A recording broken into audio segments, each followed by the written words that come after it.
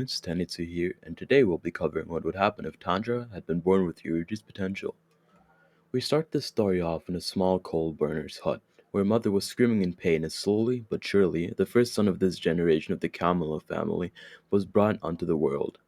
When Tanjiro Kamada laid his eyes on his new son, he smiled at the young boy, who had a calm expression upon his face, quite unusual for a small child, especially one that had just been born, but there was another off thing about this baby. It had a strange mark upon its forehead, looking almost like flames, that grew from the top right corner of his forehead to almost slightly above his eyebrows. From the child's point of view, everything felt quite comic to him as he stared around, but instead of seeing faces, he saw the muscles and tendons, etc., of the people around him. Growing up, Tanjiro was always incredibly kind and calm, having the strange calming aura around him, which he just seemed to radiate, which made him very good at taking care of his little siblings. Tanjiro's reflexes and strength were absolutely out of this world, as he instantly took toward the Hinokami Kagura his father showed him, almost like his body was naturally adapted for it.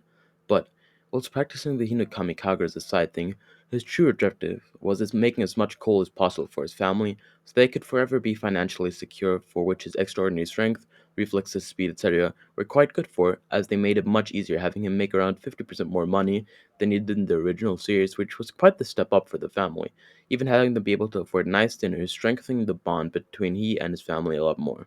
Which all came to an end one day, when Tanjiro returned after a long day of selling coal and helping other people, but what he saw was not the happy family greeting him that he was expecting, but a bloody mess of ripped up muscles, although he noticed one of them was still alive.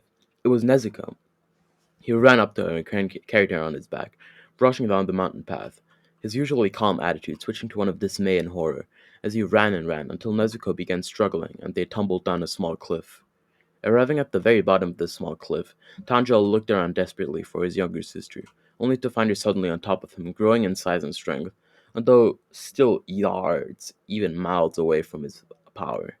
So Tanjiro was able to physically overpower her, but even if he had the power to do so, Tanjiro would have never hurt his younger sibling, so he was just trying to hold on to her right now so he could flip her over and gain control of the situation.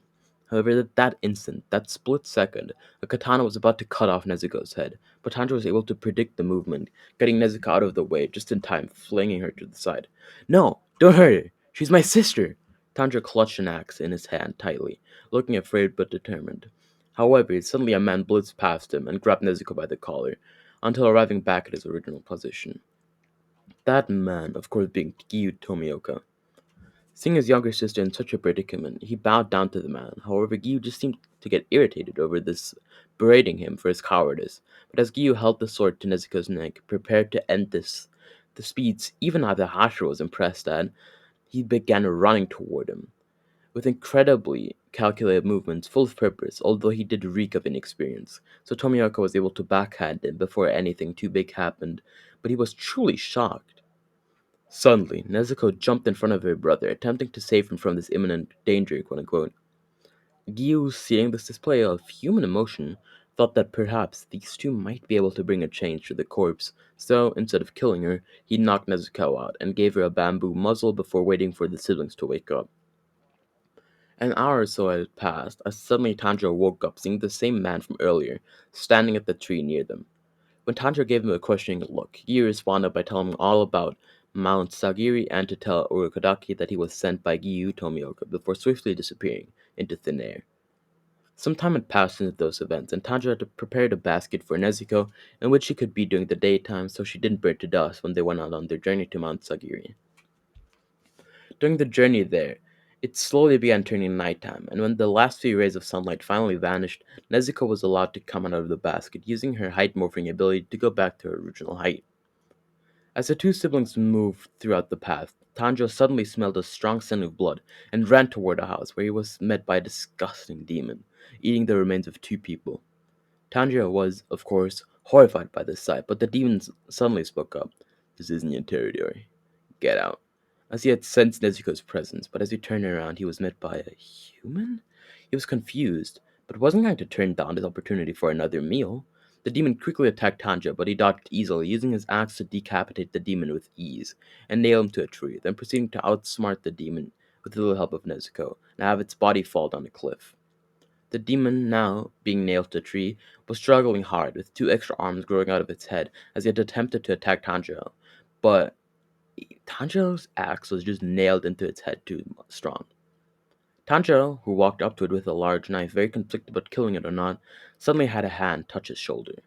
And as Tanjiro looked around, there, behind him, stood an old man wearing a peculiar mask with a long red nose, but his voice was serious and had a tone of someone that had a ton of experience in everything, who told him, "You aren't going to be able to kill him like that."